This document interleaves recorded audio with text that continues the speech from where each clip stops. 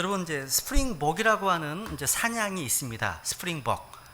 이 사냥 보통 이제 5마리 정도에서 이제 30마리의 어떤 무리를 지어 삽니다. 근데 어느 날 갑자기 수천 마리나 되는 큰 집단을 이룰 때가 있습니다. 그렇게 되면 이제 그 인도자 격의 그 양이, 큰 양이 앞장을 서서 이제 천천히 걷기 시작을 해요. 그러면 다른 양들은 몸을 맞대고 그 뒤를 따릅니다. 그리고 이제 따르면서 도중에 있는 모든 풀을 다 먹어 치웁니다. 이기심이 많은 사냥들이지만 맹수의 습격이 두렵기 때문에 결코 그 대우를 이탈하지 않습니다. 그 길 가운데 풀을 뜯어 먹습니다. 제각기 자기를 보호하고 풀을 듬뿍 먹기 위해서 빨리 앞으로 파고듭니다. 얼마 후에는 친구들을 마구 이제 떠다밀면서 점점 빠르게 전진합니다. 뒤따르는 양들이 점점 빨라지기 때문에 인도자는 자연히 뛰게 되고, 인도자가 뛰니까 뒤에서도 늦을세라 더 뜁니다. 결국 모두가 전속력으로 뛰게 돼요. 처음에 인도자는 친구들이 이제 늘어나서 풀이 많은 새로운 어떤 거처로 데려갈 예정이었지만 나중에는 그 목적을 다 잊어버립니다. 다만 앞으로만 돌진합니다. 그래서 모래를 휘날리면서 질주하는 양떼들은요, 어느새 사막을 건너 이렇게 해안에 이릅니다. 그런데 앞선 양은 멈출 수가 없어요. 뒤에서 밀어 닥치는 무서운 힘에 밀려서 한꺼번에 이 절벽 아래로, 바다로 밀려 들어갑니다. 그리고 이제 얼마 후 바닷가는 수많은 양들의 시체로 메워집니다. 이 양떼의 불가사의한 이런 죽음의 행진은 예로부터 수수께끼입니다. 왜 이 스프링벅, 이 양들은 이렇게 무리한 행진을 하는 걸까요? 하지만 조금 생각해 보면요, 우리 인생과 너무나 닮은 것 같습니다. 여러분, 질주하는 이 양들에게 왜 달리는지, 어디로 가는 건지 묻는다면 그들은 아마 모르겠다, 모두가 뛰니까 나도 뛴다, 잘못하면 낙오자가 되니까, 아니면 위험한 바깥쪽으로 밀려나게 된다, 이렇게 대답하겠죠. 그런데 이 길은 죽음의 길이었습니다. 멸망의 길이었다는 거죠. 우리는 여기서 이사야서 53장 6절 말씀을 기억하게 됩니다. 우리는 다 양 같아서 길을 잃고 각각 자기 길로 갔거늘. 바로 우리가 구원받기 이전의 모습은 길 잃은 양의 모습이었다는 겁니다. 저는 오늘 스프링벅이라고 하는 사냥같이 어디로 가는지 모른 채 그냥 무리지어서 무조건 달리고 있는 모습, 즉 세상 사람들이 가는 방향으로 그들이 추구하는 가치에 함몰되어서 그저 따라가는 것이 아니라 하나님의 말씀을 통해서 우리가 진정으로 추구해야 할 삶의 가치가 무엇인지 좀 증언하려고 합니다. 그래서 저는 오늘 어리석은 부자의 비유를 통해서 인생의 진정한 가치가 무엇인지 좀 생각해 보려고 합니다. 여러분, 인생이라는 그런 영어 단어는요, life입니다. life. 이 life라는 단어는요, 삶도 되고 생명도 되고 인생도 되고 이렇게 번역할 수가 있습니다. 그래서 보시면 잠언 4장 23절 보시면 열심을 다하여 내 마음을 지키라, 생명의 근원이 거기서 나온다 되어 있죠. 이곳이요, 하트가 마음도 되고 심장도 됩니다. 라이프가 생명도 되고 삶도 됩니다. issues of life, 삶의 문제들. 그러니까 마음을 지키지 못하면 삶의 이슈들이 여기서 나온다고 되어 있죠. 또 심장을 지키지 못하면 왜? 생명의 이슈, 분출이 거기서 나오기 때문에. 왜? 피해가 계속 흐르고 있기 때문에요. 두 개가 다 가능한 거예요. 어쨌건 여러분, 인생의 진정한 가치는요, 라이프이신, 생명이신 예수 그리스도를 만날 때 찾을 수 있습니다. 우리의 인생은 길이요 진리요 생명이신 예수 그리스도를 믿을 때 그 인생의 의미와 가치를 발견하게 되는 겁니다. 그렇기 때문에 아직 예수 그리스도를 만나지 못한 인생은 무의미한 삶을 살 수밖에 없습니다. 저는 오늘 여기에 계신 모든 분들이 한 분의 예외도 없이 다 주 예수 그리스도를 믿음으로 인생의 참된 의미와 가치가 무엇인지 발견하는 시간 되기를 간절히 원합니다. 여러분, 인생의 진정한 가치라고 할 때 가치가 무엇입니까? value, 가치. 가치란 본래 어떤 곳의 값어치를 뜻하는 말이죠. 오늘날 현대인들이 자신의 시간과 물질과 자신의 몸을 투자할 만큼 귀하게 여기는 것, 이게 가치입니다. 가치예요. 사람은 누구나 자신이 가치가 있다고 생각하는 것을 향해 달려갑니다. 그런데 이 가치는요, 눈에 보이는 게 아니에요. 우리 내면 세계에 있는 겁니다. 마치 바다에 떠 있는 배는 눈에 보이는 어떤 배의 사이즈나 배의 어떤 외형에 움직이는 게 아니라 보이지 않는 물 밑에 있는 프로펠러나 어떤 키에 의해서 움직입니다. 마찬가지예요. 사람을 움직이는 것도 그 사람의 내면 세계에 있는 가치라고 할 수 있습니다. 그럼 제가 한 가지 질문을 드리겠습니다. 지금 이 시간 한번 생각해 보시고 자신을 돌아보시기 원합니다. 여러분의 삶에 있어서 진정으로 귀하고 가치 있게 여기는 것은 무엇입니까? 어떤 사람들은 돈이라고 말합니다. 돈을 벌기 위해서라면요, 수단, 방법을 가리지 않습니다. 왜 그렇습니까? 돈을 인생의 최고의 가치로 삼았기 때문입니다. 우리 주위에는요, 얼마나 많은 사람들이 부유하게 되고자 하는지, 얼마나 돈에 집착하고 관심을 기울이는지 모릅니다. 또 어떤 사람들은 권력이라고 하면 권력, 치열한 경쟁사에서 뒤떨어지지 않기 위해서 발버둥을 칩니다. 더 높은 위치에 올라가기 위해서 안간힘을 씁니다. 또 어떤 사람들은요, 외모라고 하면 외모. 그래서 틈만 나면 거울을 들여다보고 유행 따라 좋은 옷을 사 입습니다. 어떤 사람들은 교육, 학력이라고 하면 학력이라고 합니다. 어떤 사람들은 쾌락, 또 엔터테인먼트, 즐거움 이렇게 말하기도 합니다. 그런데 이 모든 것은요, 인생의 어떤 진정한 가치를 향한 수단은 될 수 있지만 그 목적은 아닙니다. 이런 것들을 목적으로 살고 계시다면 잘못된 가치를 향해서 살아오신 겁니다. 누군가 이런 말을 했죠. 삶에서 정말 중요한 것은 당신이 갖고 있는 소유물이 아니라 자신의 학력이나 지위나 통장의 잔고나 신분이나 업적이 아니라 당신 자신이 누구인가, 그 사람의 인격, 성품, 됨됨이, 그렇게 얘기하는 겁니다. 그러니까 우리가 가지고 있는 것이 아니라 그런 것들로 말미암아 우리가 어떤 일을 하느냐, 그것이 인생의 진정한 가치를 결정짓는 것이라고요. 만약 여러분 돈이 인생의 진정한 가치였다면 예수님은 이 세상에 오셔서 돈 버는 일만 하셨을 겁니다. 만약 권력이, 유명해지는 것이 진짜 가치 있는 것이었다면 예수님은 오병이어의 기적 후에 사람들이 자신을 왕으로 삼으려고 할 때 산속으로 피하지 않으셨을 겁니다. 오늘 본문에 나와 있는 이 부자의 삶도요, 인생의 목적과 가치를 자신의 소유를 늘리고 재산을 증식시키는 데에만 치중했습니다. 하나님이나 다른 이웃들은 전혀 안중에도 없었습니다. 죽음이나 영혼에 대해서는 전혀 무관심했습니다. 그래서 하나님께서는요, 그러한 부자를 향해서 어리석은 자라고 부르신 것입니다. 그래서 저는 오늘 어리석은 부자의 비유를 통해서 인생의 진정 가치가 무엇인지 다시 한번 리마인드하는 시간을 가지려고 합니다. 첫 번째, 오늘 본문 말씀의 배경을 보세요. 주목해 보세요. 배경. 어떤 배경에서, 어떤 문맥에서 이 말씀을 하셨는지 살펴보면 귀한 교훈을 얻게 됩니다. 여기 보시면 마음속의 탐욕으로 인해서 하나님의 말씀을 듣지 못하고 삶에 적용하지 못하는 어떤 케이스를 발견하게 됩니다. 여기 본문 12장 1절에 보시면요, 바리새인들이 누룩 위선을 조심하라 하셨고, 5절에 보시면 죽고 난 뒤에 지옥에 던져 넣으시는 하나님을 두려워하라 하셨습니다. 6절, 7절, 8절, 6절에 보시면 참새 한 마리도 하나님의 허락 없이 떨어지지 않는다라고 하는 하나님의 섭리를 말씀하시면서 참새보다 더 귀한 하나님의 백성을 돌보시는 하나님을 말씀하고 있습니다.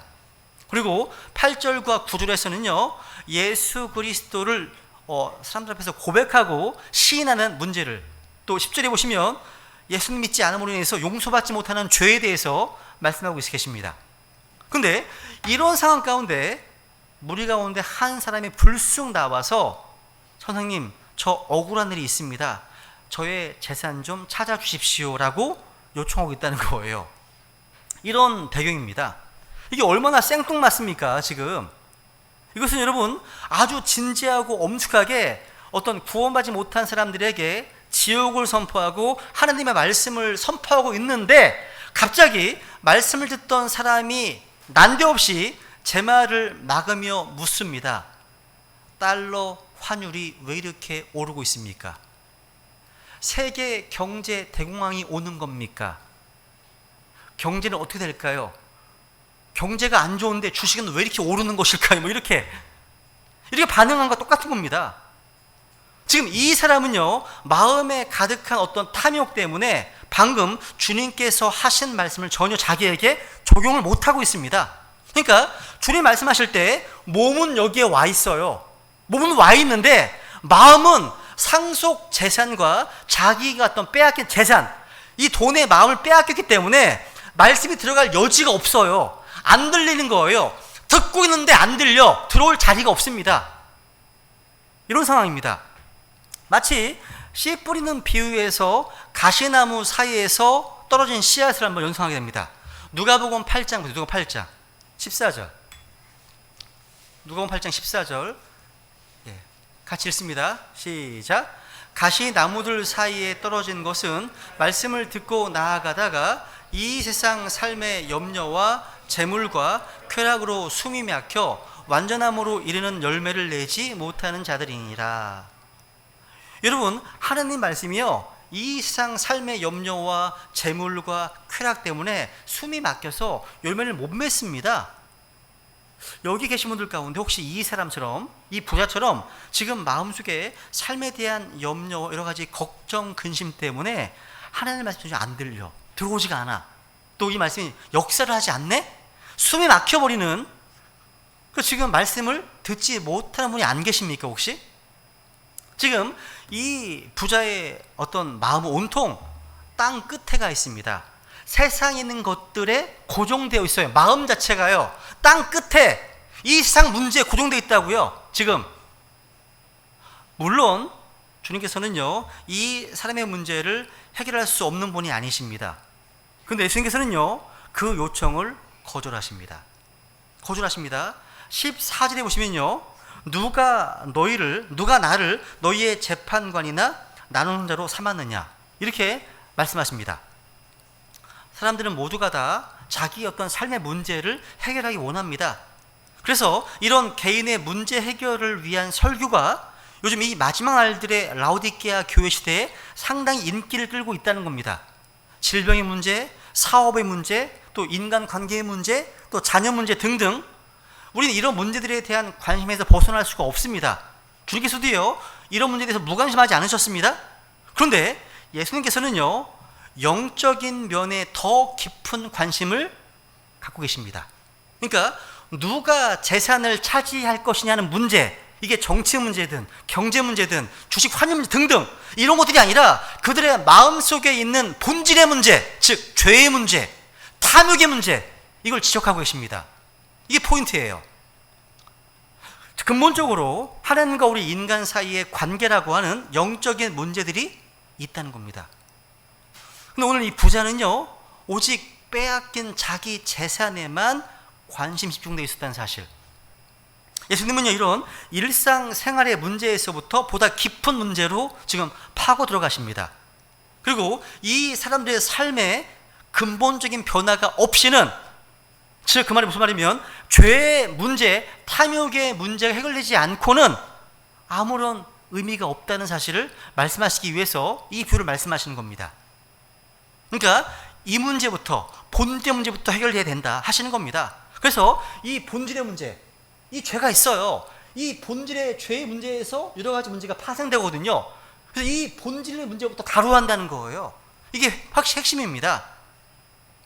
여러분, 구원받지 못한 사람들에게 있어 그들의 우선되는 문제가 무엇이죠? 죄의 문제입니다. 죽음의 문제예요. 심판의 문제입니다. 죽음 이후에 지옥의 문제라는 겁니다. 그죠? 우리에게도 어떤 문제들이 있어요. 표면적으로 드러나는 문제들이 다 있을 겁니다. 근데 주님께서는 그 본질을 보고 계십니다. 본질을요. 여러분, 사람마다 문제 없는 사람은 없습니다. 다 문제가 있어요. 가정마다 다 문제가 다 있습니다. 그런데 그러한 문제들에 앞서서 하나님과 나와의 관계를 먼저 살펴봐야 된다는 교훈을 주고 계시다는 사실, 그 본질. 여러분, 죽음이 끝이 아닙니다. 그죠? 끝이 아닙니다. 고린도서 7장 1절에 보시면 이런 말씀이 있죠. 다시 읽어볼까요? 시작. 그러므로 극진히 사랑하는 자들아, 우리가 이 약속들을 가졌은즉 하나님을 두려워하는 가운데 거룩함을 완전히 이루어 육과 영의 모든 더러움에서 우리 자신을 깨끗하게 하자. 육의 더러움만이 아닌 영의 더러움이 있어요.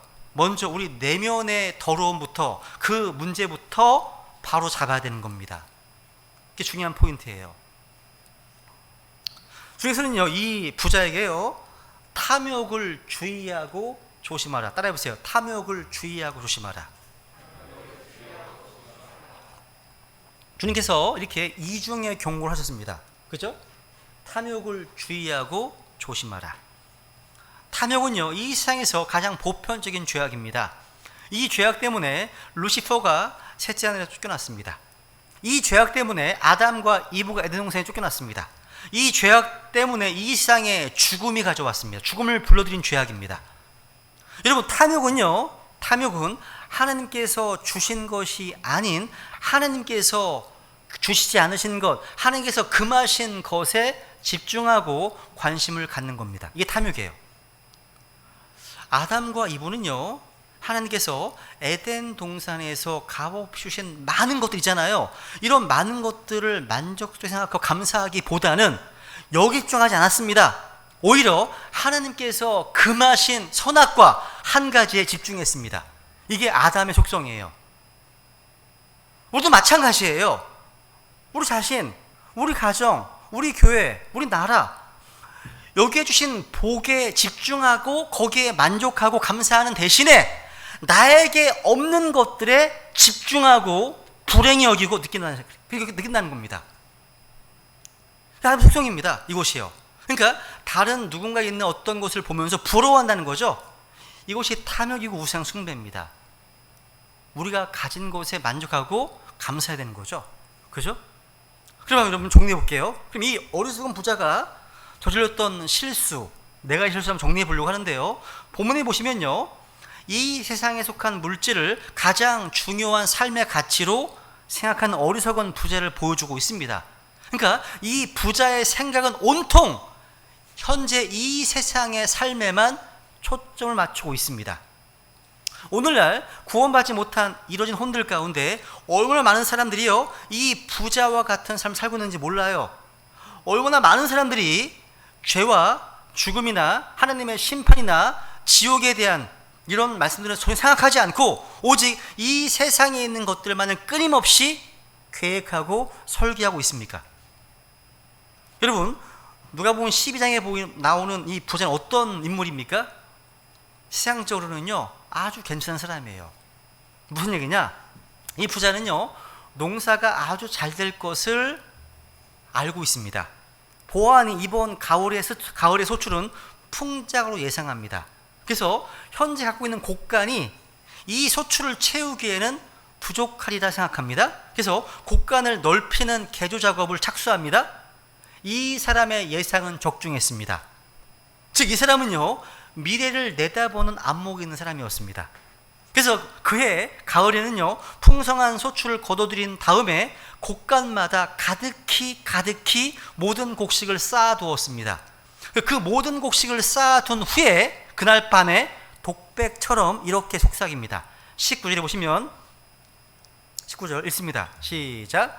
또 내 혼에게 말하기를, 혼아, 내가 여러 해 동안 쓸 많은 물건을 쌓아두었으니 편안히 쉬고 먹고 마시고 즐거워하라 하리라 하였느니라 되어 있죠. 야, 이런 상황이에요. 근데 이런 상황 가운데 하나님께서 개입하십니다. 이 장면에 그날 밤 하나님께서 이 부자에게 나타나셔서 어리석은 자요 말씀하십니다. 어리석은 자요. 따라해보세요. 어리석은 자요. 왜 어리석다고 말씀하셨을까요? 한번 생각을 해보세요. 이 사람이 지금 우리와 함께 지금 이 시대에 살고 있다면 이 사람이 어리석은 사람입니까? 세상 사람이 보기에? 여러분, 이 사람은요, 남들보다 성공하기 위해서 연구도 열심히 했을 것이고 책도 많이 읽었을 겁니다. 휴일에도요, 손에 쟁기를 잡고 밭을 일구었을 거예요. 뭐가 잘못됐단 말입니까, 이게요? 이 사람이 지금 이 시대에 살고 있다면 성공한 사람으로, 출세한 사람으로, 자신의 꿈을 성취한 사람으로 모든 사람으로부터 부러움과 박수를 받는 사람이었을 겁니다. 그런데 하나님께서는 이 사람을 향해서 너 어리석은 자요 라고 말씀하십니다. 어떤 실수를 했길래 그렇게 말씀하실까요? 첫 번째, 이 부자는요, 자신이 소유하고 있는 것으로 성공을 측정했다는 겁니다. 소유.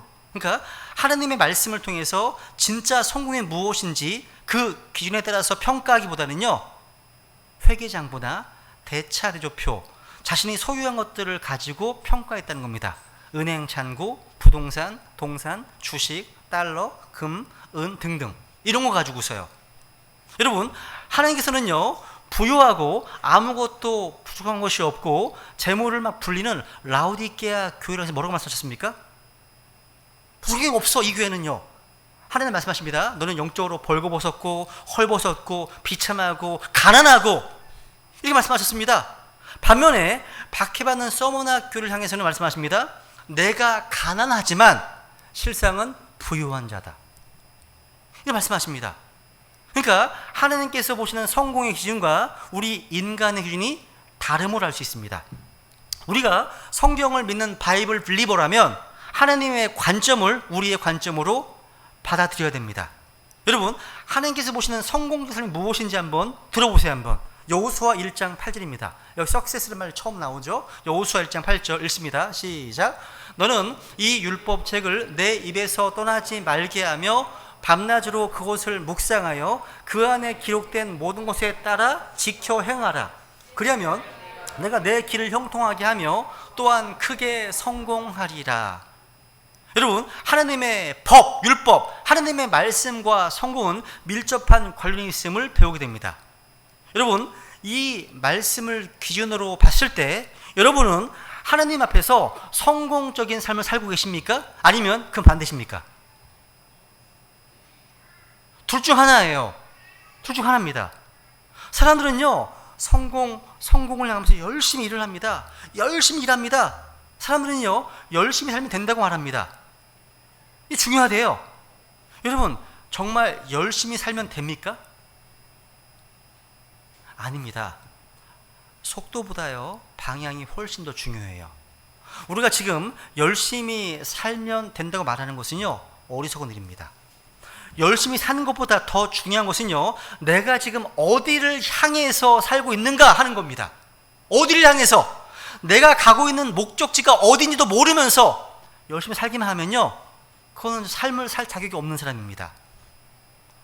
오늘날 사람들은요, 속도에 관심이 많아요. 좀 더 빠른 승진, 좀 더 빨리 재산을 모아야지, 좀 더 빨리 이름을 내서 유명해져야지, 온통 속도에 관심을 집중하고 삽니다. 근데 속도보다 중요한 게 방향입니다.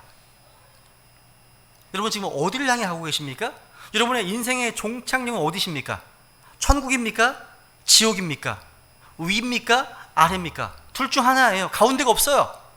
여러분, 사람들은요, 만날 때마다 바쁘대요. 바쁘답니다. 근데 무엇을 해서 바쁜 거죠? 자신이 지금 어디로 가고 있는지도 모른 채 바쁘기만 한 사람들은요, 모두가 다 인생들을 낭비하고 있는 겁니다. 낭비하고 있는 거예요. 우리 인생을요, 단 한 번밖에 살지 못합니다. 그 때문에 그 귀한 인생의 가치를 잘 정해야 돼요. 잘못하면 인생을 청산하는 그날 후회하게 될 겁니다. 사탄은요, 죽으면 다 끝이야, 죽으면 다 끝이야, 이렇게 속입니다. 이것은요, 세상에서 가장 큰 거짓말입니다. 성경은요, 이렇게 말씀하십니다. 읽습니다. 시작. 한 번 죽는 것은 사람들에게 정해진 것이요, 이것 뒤에는 심판이 있나니, 심판이 있습니다. 누구도 예외 없이 다 죽습니다. 그렇다면 죽음 이유를 생각해야 하지 않겠습니까? 여러분, 정말 가치 있는 것은요, 잠시 있다가 없어지는 것이 아니라 영원한 겁니다. 그런데 이 세상에는요, 영원한 것이 없어요. 권력도 기업도 나라도 영원하지 않습니다. 재물이나 권력 다 쉽게 지나갑니다. 이 세상의 시간도 다 지나가고 우리는 영원으로 들어갈 겁니다. 여러분, 여기 하얀 종이가요, 영원이라고 가정한다면 우리 인류의 모든 시간은요, 이 종이에 점 하나입니다. 점 하나에 불과한 겁니다. 우리는요, 영혼 속에 있는 한 저물 위에 사는 것이 아니라 우리는 영혼을 위해서 살아야 됩니다. 그걸로 창조된 존재들입니다. 또 한 가지, 여러분, 이 부자가 저지른 실수가 뭐냐면 육신의 필요를요 혼의 필요로 혼동했다는 거예요. 여기 19절에 보시면요 이런 말씀하고 있죠. 혼아, 지금 혼의 계기입니다. 혼의 계기입니다. 혼아 네가 여러 해 동안 쓸 많은 물건을 쌓아두었으니 편안히 쉬고 먹고 마시고 즐거워하라, 이렇게 얘기합니다. 웃긴 거예요, 여러분. 여러분, 육신적인 것들이 풍족하면 혼이 만족할까요? 혼이? 우리는 여러분 육신 이상의 존재입니다. 육신은 플래시 고깃덩어리예요. 이게 그 이상의 존재들입니다. 부자는요 육신이 추구하는 모든 것이 혼의 필요를 채우고 혼의 만족과 행복을 가져올 것을 알았습니다. 근데 이 어리석은 부자의 착각은 오늘날 우리 삶의 주변에도 지금 계속되고 있는 불행한 사실입니다. 우리의 내면은 공허해요. 공허합니다. 우리의 영혼의 구멍난 마음을요 무엇으로 채울 수 있을까요? 채워지지 않습니다. 채워지지 않아요. 요한복음 4장에 보시면요 누구든지 이 물을 마시는 자는 다시 목마르리라 말씀하십니다. 돈입니까? 돈입니까? 돈은 벌어도 만족이 없습니다. 조금 더 락펠러, 거대한 부자, 얼마나 벌어야 만족하시겠습니까? 물어묻잖아요. 근데 락펠러가 리들 조금 더요. 항상 조금 더야. 조금 더입니다. 만족이 안 됩니다. 명입니까? 쾌락입니까? 즐기고 마셔도 여전히 허전합니다. 종교입니까? 열심을 내면 낼수록 종교는 사람을 종으로 삼을 뿐 진정한 자유와 기쁨은 없습니다. 복음이 빠진 영다 그렇다는 얘기죠. 여러분, 구멍 뚫린 마음을 무엇으로 채워야 할까요? 좀 이렇게 말씀하십니다. 같이 읽죠. 시작. 예수님께서 그녀에게 대답하여 이르시되 누구든지 내가 줄 물을 마시는 자는 결코 목마르지 아니하리니 내가 줄 물은 그 사람 속에서 솟아나는 우물이 되어 영존하는 생명에 이르게 하리라 하시니라. 무슨 얘기예요? 하나님만이 우리 영혼의 구멍난 마음을 채워줄 수 있다는 겁니다. 호나 아까 얘기하잖아요. 혼. 여러분, 이 혼은요 지옥에서 영혼을 잃어버릴 수 있기 때문에 구원을 받아야 됩니다. 그래서 사람이 만약 온 세상을 얻고도 자기 혼을 잃으면 무슨 유익이 있겠느냐 하십니다. 그러니까 혼이 구원받는 것보다 더 중요한 것은 없습니다. 70년, 80년, 심지어 100년 살게 되는 육신을 위한 준비보다, 그 육신의 준비보다 비교할 수 없는 영혼의 준비를 해야 됩니다. 그 첫 번째 준비가 바로 구원받는 겁니다. 구원받는 거예요. 혼은 하나님의 말씀을 통해서 영적 양식을 먹고 영적 반석에서 나오는 생수를 마셔야 됩니다. 그런데 이 어리석은 부자는 그런 것들을 전혀 생각하지 않았습니다. 세 번째 실수, 또 재밌어요. 실수. 이 부자는요 자기에게 주어진 시간이 영원할 것처럼 생각하는 실수를 했습니다. 여기 19를 다시 보시면요 부자가 이렇게 합니다. 혼아, 내가 여러 해 동안 쓸 많은 물건을 쌓아두었으니. 여러 해 동안, 잘 보세요. 그러니까 이 부자는요 자신의 생명이 오래 지속될 것처럼 확신했습니다. 그런데 이 밤이 지나기 전에 이 세상을 떠나야 했습니다. 실수죠. 여러분, 눈 깜빡하면 지나가는 게 인생입니다. 저는 어제가 20살이었던 것 같습니다. 근데 벌써 지금 40대 후반이 되었네요. 하지만 놀랍게도요 제 속에는요 여전히 초등학생인 제가 보이고 중학생인 제가 있고 고등학생인 저도 남아 있습니다. 근데 가끔 거울을 보다가 제가 깜짝 놀랍니다. 누구지? 누구지? 흰머리가 무성하고 배가 볼록 튀어나온 아저씨가 서 있기 때문이에요. 놀랍니다. 여러분, 저 같은 마음일 거예요. 여러분, 할아버지, 할머니도요 그 안에 소년, 소녀가 분명히 있습니다. 그분들은 말씀하시잖아요.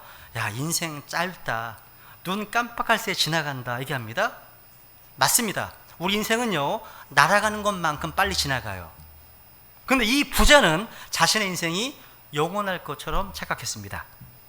이 부자는요, 자신의 곡식과 불어나는 재산을 바라보면서 아주 흡족하고 만족했을 겁니다. 자신의 은행 통장에 예치된 돈을 보면서, 또 금과 은을 보면서, 달러를 보면서, 주식을 보면서 만족했을 겁니다. 근데 그때 하나님의 음성이 들려왔습니다. 하나님께서는요, 이 부자의 영적 대차 대조표를 보고 계셨습니다. 다니엘서 5장에서 말씀하시면요, 저울에 달아보니까 부족하네요. 왜? 영적으로 파산 상태구나. 이런 죄악들로 가득한 인생이었다는 거죠. 성경 말씀하십니다. 기록된 바 의로운 자는 없나니 단 한 사람도 없다 하십니다. 여기 앉아 계신 분들 가운데 수많은 죄의 빚을 져서 도저히 갚을 길이 없는 영적 파산 상태에 계신 분이 여기 안 계십니까? 그렇다면 그 죄인된 모습 그대로 하나님께 나아오시면 됩니다. 주 예수 그리스도께로 나아오십시오. 예수님께서 그 무시무시한 죄의 빚을 십자가의 피로 다 갚으셨기 때문에 예수 그리스도를 자신의 구주와 주님으로 믿으면 영적 파산에서 벗어나서 하나님의 자녀가 되는 놀라운 복을 얻게 되는 겁니다. 하나님을 향해 부유한 자가 되는 거라는 사실이에요. 왜냐하면 주님이 이렇게 말씀하십니다. 같이 읽어볼까요? 시작. 우리 주 예수 그리스도의 은혜를 너희가 알거니와 그분께서 부유하셨으나 너희를 위하여 가난하게 되심은 자신의 가난으로 말씀하며 너희를 부유하게 하려 하심이라. 맞습니다, 여러분요. 지금 이 시간 자신이 죄의 빚을 도저히 갚을 수 없는 영적 파산 상태에 있음을 주님께 고백하십시오. 그리고 나의 모든 죄를 짊어지시고 십자가에 피 흘려 죽으심으로 모든 죄를 다 사면해 주신 예수 그리스도를 믿음으로 바라보시기 바랍니다. 그래서 땅의 모든 끝이여 나를 바라보라. 그리하여 너희는 구원을 받을지니라 말씀하십니다. 근데 어리석은 부자는 주님을 바라보지 못했습니다. 가장 중요한 준비를 하지 못했습니다. 그래서 네 번째, 여러분, 이 어리석은 부자는요, 하나님 만날 준비를 하지 못한 가장 치명적인 실수를 범했습니다. 이것이 주님께서 너 어리석은 자 이렇게 말씀하신 가장 중요한 이유입니다. 여러분, 부자를 만나주시던 그 밤에 하나님께서 뭐라고 말씀하셨습니까? 같이 읽어볼까요? 시작. 그러나 하나님께서 그에게 이르시되 너 어리석은 자여 이 밤에 내게서 내 혼을 요구하리니 그러면 내가 예비한 그것들이 누구의 것이 되겠느냐 하셨으니 하시네요. 저는 앞에서 이 부자가 얼마나 앞을 내다보는 안목이 있는 사람인 걸 말씀드렸습니다. 농사가 잘 되는 것을 보고 현재 가지고 있는 곡간으로는 이 곡식을 다 수용할 수 없을 것이다 판단해서 곡간을 미리 넓히는 일을 계획하고 설계할 만큼 이 사람은요, 내일을 준비하고 있었습니다. 그런데 이 부자는 사활이 걸린 가장 중요한 준비, 영혼의 준비를 게을리하고 있었습니다. 바로 죽음에 대한 준비였죠. 하나님을 만날 준비 말입니다. 오늘 밤, 이 밤에 내게서 내 혼을 요구하겠다. 이 말씀을 오늘 여러분과 저에게 동일하게 하신다면 여러분은 하나님을 만날 준비가 되셨습니까? 이 부자는요, 이 질문에 아무 대답도 못했습니다. 여러분, 구원받은 사람이나 구원받지 못한 사람이나 모든 사람은 반드시 하나님의 어떤 심판대 앞에 하나님 만날 준비를 해야 한다는 사실입니다. 그렇기 때문에 여러분, 하나님 향해 부유한 인생은요, 정말 지혜로운 사람입니다. 여러분은 하나님을 향해서 부유하십니까? 그 사람이 진짜 부유한 사람이에요. 여러분, 지혜로운 사람은요, 자신을 위해서 이 땅 위에 있는 보화만을 생각하는 사람이 아니라 저 하늘에 쌓여있는 보화를 생각하는 사람입니다. 우리는 세상 사람들이 추구하는 인생의 잘못된 가치에 속아서는 안 됩니다. 속으면 한 번밖에 살지 못하는 인생을 결산하는 그날 큰 낭패와 후회를 당하게 될 것입니다. 저는 여러분들이요, 어디에 인생의 어떤 가치를 두고 있는지 여러분 말하지 않아도요, 알 수 있는 방법이 있습니다. 여러분의 시간을, 여러분의 물질을 어디에 쓰고 있는지 살펴보면 여러분이 진짜 가치 여기는 것이 무엇인지 알 수 있습니다. 알 수 있어요. 여러분 돈을 어디에 사용하십니까? 시간이 있을 때 무엇을 하시죠? 시간과 돈이 있을 때 하는 행동을 보면 그 사람의 진짜 가치를 알 수 있습니다. 외모에 가치를 두는 사람이라면 틈만 나면 거울을 보고 옷을 사 입을 겁니다. 근데 복음 선포에 영혼 구령의 가치를 두는 사람이라면 이뤄진 혼을 건지기 위해서 시간을 투자하고 물질을 투자할 것입니다. 사실 어떤 것을 최고의 가치라고 말은 하지만 그 일에 여러분의 시간과 돈을 쓰지 않는다면 그 사람 거짓말하는 겁니다. 거짓말인 거예요. 여러분, 복음 선포가 가치 있는 일이라고 말하면서 그를 안 한다? 그러면 그 일에 가치를 두고 있는 사람이 아닙니다. 정말 이뤄진 혼을 구원하는 그 일에 가치를 두는 사람이라면 틈만 나면 구령할 겁니다. 틈만 나면요. 오늘날 어떤 사람들은요, 복음을 거부하면서 여러 가지 변명과 핑계거리를 댑니다. 복음을 받아들이지 않는 사람들의 여러 가지 핑계거리. 제가 오전에 성경 시작 그 시간에 했거든요. 설교 중에 해보겠습니다. 보세요. 오늘날 복음을 거부하는 사람의 여러 가지 핑계와 변명들이 있습니다. 이게 보시면요, 야, 너무 어려서, 그러니까 하나님을 생각하기에 너무나 어려서라고 합니다. 또 보세요. 그 다음에요, 하나님을 생각하기에 너무나 내가 스마트하고 똑똑해서 배운 게 많아서 믿지 못한다는 겁니다. 그러니까 이 사람 뭡니까? 너무 행복하다는 거예요.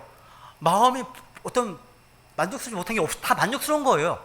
너무 행복하니까. 그죠? 이 사람 뭡니까? 너무 바빠서 너무 바빠서 한장을 못한다는 겁니다. 이 사람은요, 너무 피곤해서 뭔가 말씀을 전하려고 하면, 복음을 전하려고 하면 너무 피곤하대요. 영혼의 준비를 못하는 거죠. 이 사람은요, 너무 또 우쭐대네요. 너무나 의기양양하네요. 너무나 거만하네요. 그러니까 영혼에 대한 준비를 못하는 겁니다. 이 사람은요, 너무 걱정 근심이 많아. 부동산이 어떻고, 주식이 어떻고, 뭐 환율이 어떻고, 이거 보느라고 너무 걱정 근심이 많습니다. 그래서 진리에 대해서, 복음에 대해서 생각할 겨를이 없어요. 그죠? 이 사람은요, 이분은요, 너무 나이가 들어서, 마지막에는요, 너무 늦어버렸네요. 그죠?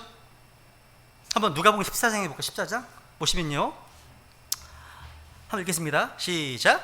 그분과 함께 음식 앞에 앉은 자들 중에 하나가 이것들을 듣고 그분께 이르되 하나님의 왕국에서 빵을 먹을 자가 복이 있나이다 하매, 이에 그분께서 그에게 이르시되 어떤 사람이 성대한 만찬을 만들고 많은 사람을 초대하고는 식사 시간에 그 초대받은 자들에게 자기 종을 보내어 이르기를 오라, 이제 모든 것이 준비되었노라 하매, 그들이 다 하나같이 변명하기 시작하여 첫째 사람은 그에게 이르되 나는 땅을 샀으므로 반드시 가서 그것을 보아야 하니 오너가는 나를 용서하라 하고, 다른 사람은 이르되 나는 소 5겨리를 사서 그것들을 시험하러 가니 오너건대 나를 용서하라 하며, 또 다른 사람은 이르되 나는 장가 들었으니 그런즉 가지 못하겠노라 하므로.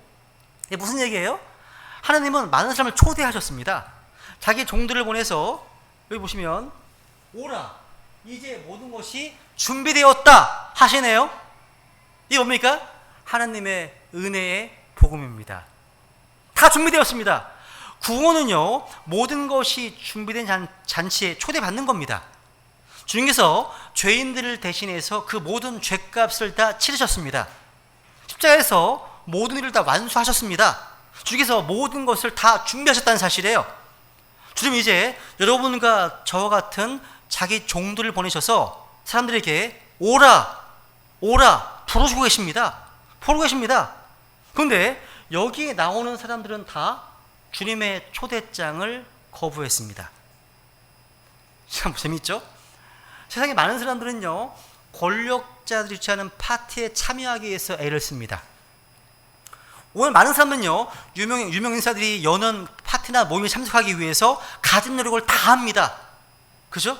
근데 주님의 초대장은 간단하게 거절합니다. 주님의 초대를 묵살했다는 거예요. 저마다 사정이 있고 변명이 있네요. 각자 자기 일이 있대요. 저 사람은요, 땅을 샀대요. 부동산. 이것 때문에 준비를 못하는 겁니다. 지금 둘째 사람 뭡니까? 소를 샀는데 소가 어떤 시험해야 된대요. 그래서 못 왔습니다. 세 번째 사람은 좀 이해는 가능해. 결혼했대요. 장가 들었다는 거죠. 장가 들었다는 겁니다. 그러니까 무슨 얘기냐면 저마다 주님의 초청을 받아들이지 못하는 함정인 이유가 있어요. 저희들 보기에는요, 오늘날 많은 혼들이요 주님의 초청을 거부합니다. 주님께서는요, 수고하고 무거운 모든 짐지자들아 다 내게로 오라, 이게 주님의 음성을 묵살하고 무시해버립니다.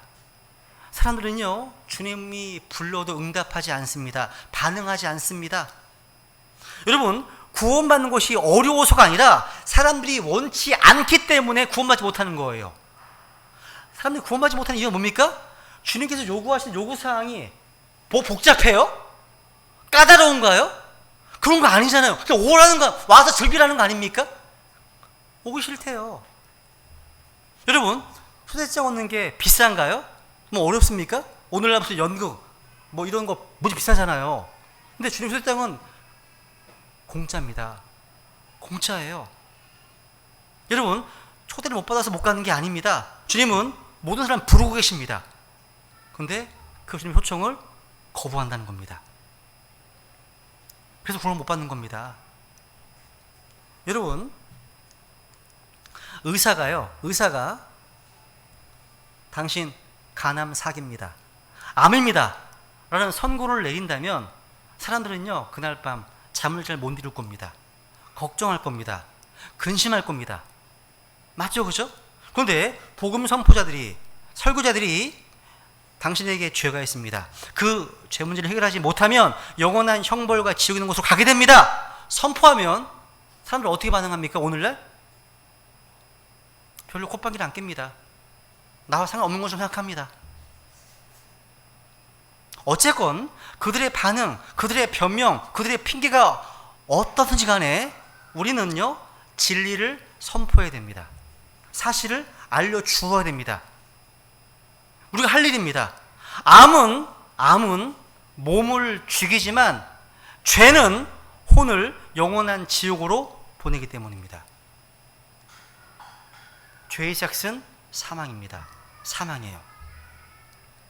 여러분, 이뤄진 혼들이요, 불길 가운데 지금 멸망으로 가고 있습니다. 죽어가고 있습니다. 여러분, 제가 며칠 전에 보았던 그림이 하나 있는데 한참을 봤습니다. 이 그림을요. 봐보세요.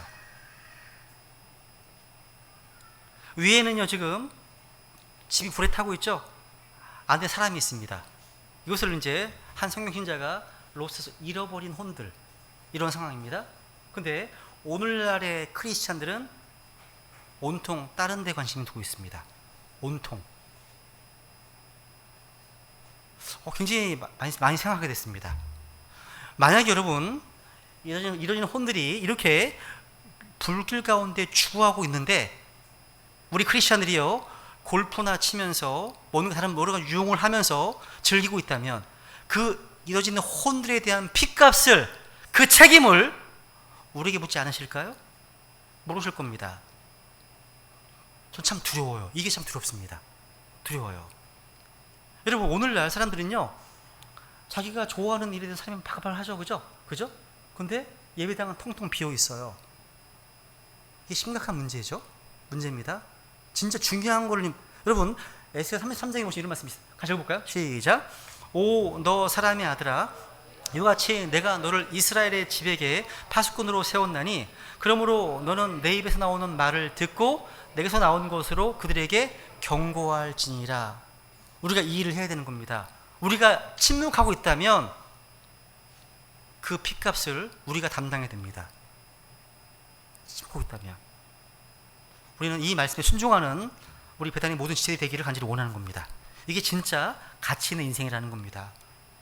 어제 이제 성경 신학원 이제 종강이 있었습니다. 종강을 한 후에 제가 이제 청년들을 포함해서 몇몇 지체들과 함께 식사를 한 후에 이제 공원으로 나가서 교제를 했습니다. 교제를 하면서 앞으로 이제 복음 전도 영상을 제작을 해서 유튜브에 올리는 것 관련해서 아주 의미 있는 이야기를 나누었습니다. 제가 이전부터요 주위에서 많이 들은 얘기 중에 한 가지 뭐냐면 한국어로 된 복음 영상은 많이 있는 것 같다, 영어로 된 거 많이 있는 것 같다, 근데 일본어로 된 복음 영상은 되게 정말 없다, 많이 들었거든요. 그래서 이제 우리가 복음 영상을 제작할 때 한국어뿐만 아니라 일본어, 중국어, 그리고 할 수만 있다면 이슬람권 이런 언어로도 더빙이나 자막을 넣어서 유튜브에 올리면 그리스도의 복음을 확산시킬 수 있겠구나, 이런 생각이 들어서 이제 추진하려고 하는 겁니다. 어제 좀 구체적으로 얘기를 나눴거든요. 그럼 지금은 모든 길이 유튜브로 통한다는 말 있잖아요. 어린아이부터 어르신에게 다 유튜브를 많이 보시더라고요. 거리에 나가서 돈을 배tip하는 것보다 효율에서는요 유튜브 사기 훨씬 더 강력한, 이거 뭐 다들 하는 얘기입니다. 그렇구나 여러분. 그래서 하나님께서 어떻게 역사하실지 좀 기도하게 되고 기대하게 됩니다. 그러니까 복음 전파를 위한 미디어 사역을 위해서는요 재능 있는 시대들이 필요하고 또 물질도 많이 필요합니다. 그런데 이 사역은 적극 투자하려고 합니다. 여러분, 앞으로 그래서 어떤 방향으로 인도실지 모르겠지만 이제 다음 6월달 다음 달부터는요 이제 매달 두 번씩 만나서 의논하고 뭐 작업하려고 하는 겁니다. 웹 디자인도 해야 되고 뭐 유튜브 영상 작업도 되게 할 게 많더라고요. 10분짜리만 하더라도요 되게 할 게 많아요. 그래서 어제 그 자리에 참여했던 이 청년들 시들은요 직장은 다 있어요. 또 되게 바쁜 시들입니다. 근데 그러면 이 사역을 주님께서 기뻐하시고 그 사역이 진짜로 가치 있는 것임을 알고 있기 때문에 거기에 자기의 시간과 재능을 들여서 주님께 헌신하는 것이라는 거죠. 정말 너무 기쁩니다. 너무 기뻐요. 우리가 앞으로요 주님께서 다시 오실 때까지 이 땅에서의 삶이 얼마 동안의 시간이 남아있는지 모르지만 그 짧은 기간 동안 우리 모두 진정으로 가치 있는 일에 우리의 몸과 마음을 들여야 하지 않겠습니까? 그죠? 성경은요 우리에게 영혼을 위해 살라고 하지, 영혼을 살라. 따라해보시죠. 영혼을 위해 살자. 성경은요 그 영원한 것이 무엇인지 가르쳐줍니다. 그것이야말로 우리가 이 세상을 살아가는 진짜 이유입니다. 우리가 공부를 해야 한다면 바로 그 이유 때문입니다. 우리가 일하고 노력해야 한다면 바로 그 이유 때문입니다. 우리 이 시간 우리가 인생을 마치고 하나님 앞에 설 때 하나님께서 너는 인생을 참 가치 있게 살았구나, 너 같은 사람은요 인생을 다시 한 번 더 살았으면 좋겠다, 이렇게 말씀하시는 그런 삶을 살아야 하지 않겠습니까? 그죠? 우리 모두 주님 앞에 그런 가치 있는 인생으로 주님께 칭찬받는 그 삶을 살 수 있도록 결단하고 그 삶을 위해 주님께 은혜를 구하겠습니다. 좀 기도하시겠습니다.